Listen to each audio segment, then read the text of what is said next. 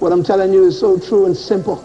I'll say it again. If you want to know the purpose for anything, don't ask the thing.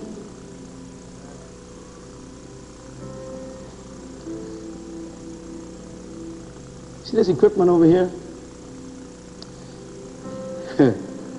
I'm going to ask this piano why it exists, all right? Just hang on a minute. Check, see if it could tell me.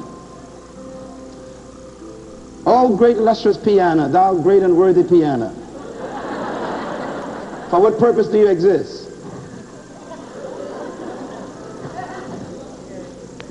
Well, let's use something more electrical that's more advanced. Maybe it has more sense than this piano.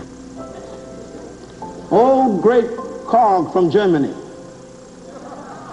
For what purpose do you exist?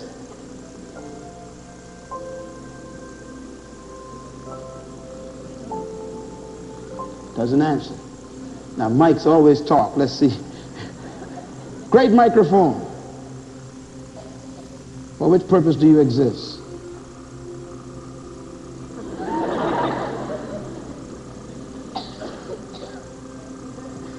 That seems ridiculous, doesn't it? That's exactly what we've been doing with our own lives. Asking everybody else why we are here. Science is one great attempt to find out why. And all they keep coming up with is what? They know exactly what something is.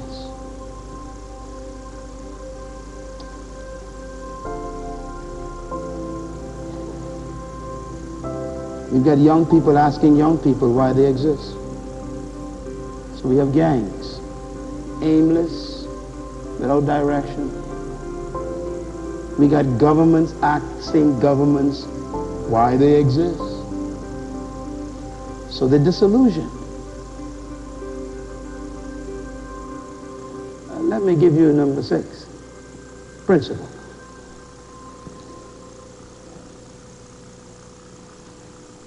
Purpose is only found in the mind of the creator of a thing. And this is awesome. Purpose is only found in the mind of the creator of a thing. That means only the maker of a thing knows its true purpose. Everyone else is guessing. Nobody knows Ford like Ford. Nobody knows Toyota like Toyota. Nobody knows Mercedes like Mercedes. If you buy a Mercedes and take it to Toyota for repairs, you are in trouble. Because only the manufacturer of a thing knows its true purpose. Only the manufacturer has genuine parts.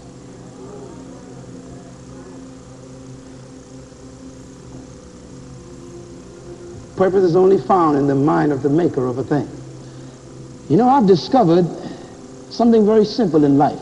Every single thing in this room, including the dress on your back and the suit on your shoulders, has the name of the manufacturer. Everything.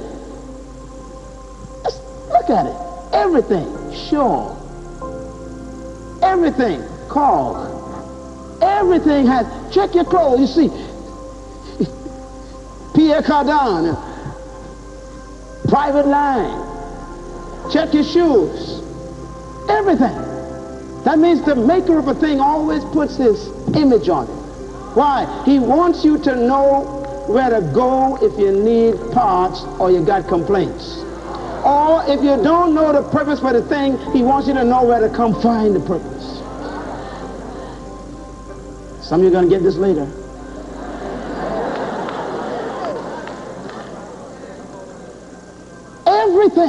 Everything has the stamp of the manufacturer. Why? Because they want you to take it to no one else for repairs. Secondly, they want no one else to take the credit for their product. I ain't come to you yet. I'm just still talking about your clothes.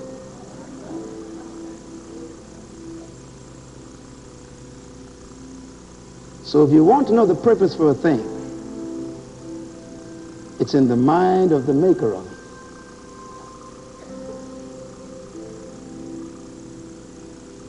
In North Carolina last week, I went into an antique store. I'll never forget the experience. Oriental antique store, Chinese, Korean, Japanese products. Beautiful antique stuff. I walked in the store and I was browsing through, and I saw some beautiful little trinkets and some little bowls and nice things. And I said, wow, this would be great. We just bought a new house, and my wife and I, and we just started collecting stuff, and I picked this stuff up, and I picked up about 3 different articles, and I said, now these would be great for soup. These are bowls, and I said, and this is great. This would look good for a figurine. You put a candle in this, man. This is a candle holder. And I said, oh, this is a stool. You sit on a beautiful little Japanese stool. So I called the attendant, who was an Oriental from the land. I said, how much are these bowls? He said, they're not bowls.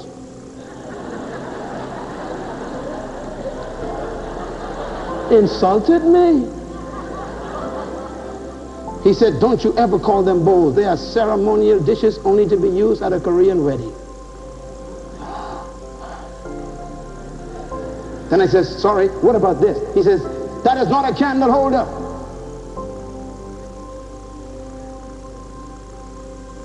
That is a ceremonial lamp only to be used to burn incense at a certain ritual. I said, okay, what about the stool? That's not a stool. I said, but wait a minute, it's like a seat, it has little drawers, and you can sit on. He said, it's not a stool. He said, this is a tea table. Now watch this. I was wrong on every count. Learn a lesson.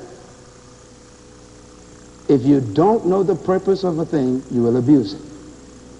I was going to take those dishes home and put soup in them. I was going to take that ceremonial incense burner and put a candle in it. And I was going to sit on the table.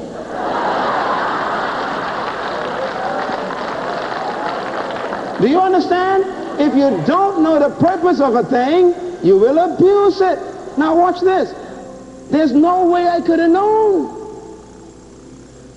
But the creators of the thing, when I asked the creator of the thing, I got the real purpose. See, the table was real low, but you see, I forgot that in Japan they sit down on the floor. It's proper height for them. Ignorance.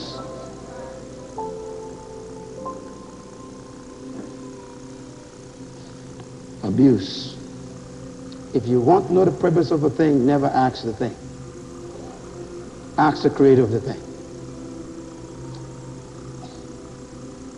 Purpose is only found in the mind of the creator of a thing.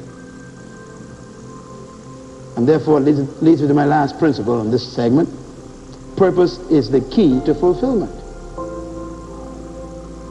You can never fulfill the true purpose for a thing unless you know what it's for. Everything else is abuse.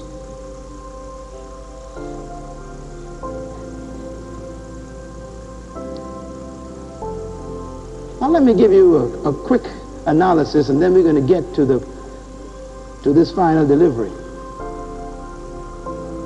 Everything that is bought, be it a refrigerator, a toaster, be it a microphone, be it a chairs, be it a cassette player, television camera, whatever is bought, listen carefully, when you open the box, the first thing you see on top is a manual. Have you noticed? You buy a car, they give you a manual. Everything, refrigerator, they give you a manual. Why? Because, you see, that's a serious thing. Manuals always come from manufacturers. You'll never find a Toyota manual in a Mercedes-Benz car. Because it's no use to you. So when you open the box, you see the manual, and here's something interesting. When you look at the manual, right on the top of it, before you touch the equipment, it says on the manual, before opening this equipment, please read this manual completely first. You ever seen that? Every single one of you have never done it, most of you. Because you assume you know what this thing is for. Isn't that right? So you open up this thing, and when you open the first page, there's a picture of it, right? And the picture has these little lines going to it, describing what the parts are, and it's sort of standing there. The image of the thing is there. Then page 2, it tells you how to operate this equipment. And it lists all the functions and everything, how to operate it. Then you turn the page of the manual, and there's another page, it tells you specifications of this equipment. That means if you want to replace parts, you must keep these specified types of equipment and parts. Then the next page, it has warnings. And the warning would say, do not use equipment in open sunlight, do not use equipment near water, do not use equipment, near electrical circuits, etc. It gives you warnings. Then you turn the other page, and there's a beautiful little segment called Manufacturer's Warranty Guarantee. And there's fine print under that which says, if for any reason this equipment is malfunctioning under normal use, the manufacturer commits to replace all parts free within the context of the warranty. True? Then there's another little fine print. If this equipment is used apart from the manufacturer's instructed operational manual instructions, this warranty is canceled. Some of y'all ain't gonna get this till I leave.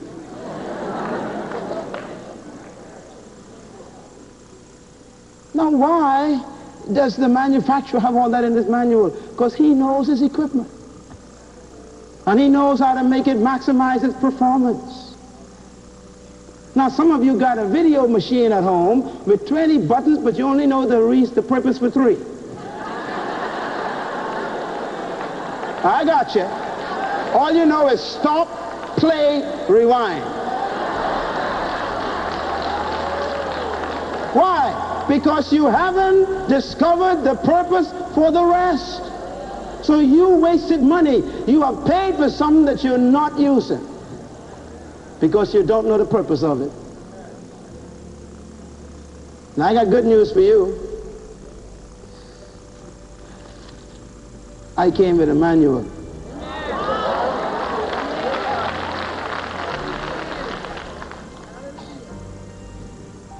And the manufacturer know my parts real good.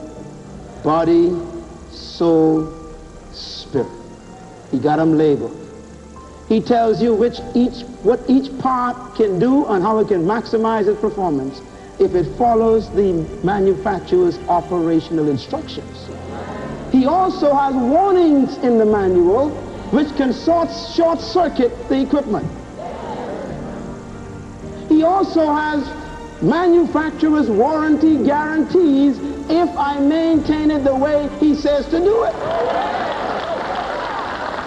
He also promises that he will cancel warranty if I violate manufacturer's instructions. Are you getting me? Not only that, he is so careful that you don't mistake where you came from. He stamped his image in me.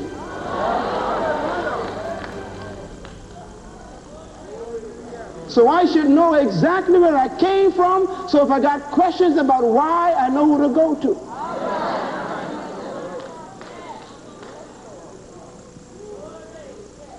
We've been asking our neighbor, why am I here? Go to the manufacturer. We've been asking the preacher, why am I here? On every prayer line you show up, why am I here? Go to the manufacturer. He'll tell you.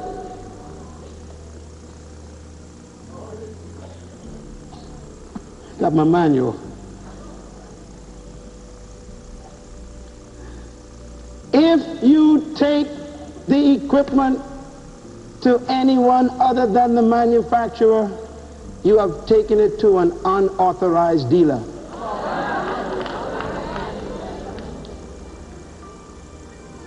And that's what we've been doing all our lives.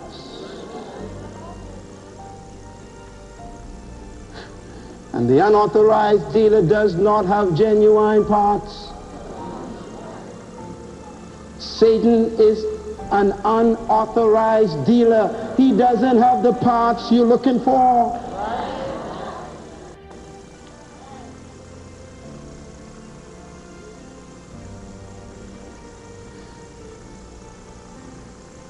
You know, if you go to an unauthorized dealer, sometimes the parts look so close to the real thing, but it's off by a centimeter. And when they force it on your engine, it might run for a little while. But let me tell you something, honey. When that thing explodes, the whole thing is destroyed.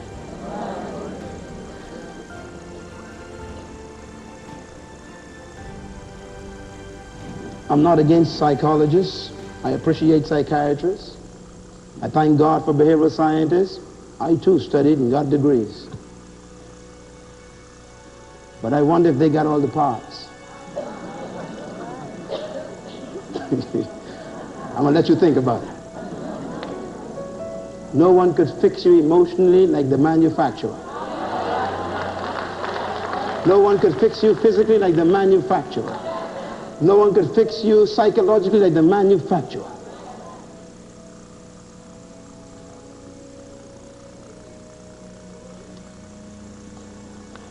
I came with a manual.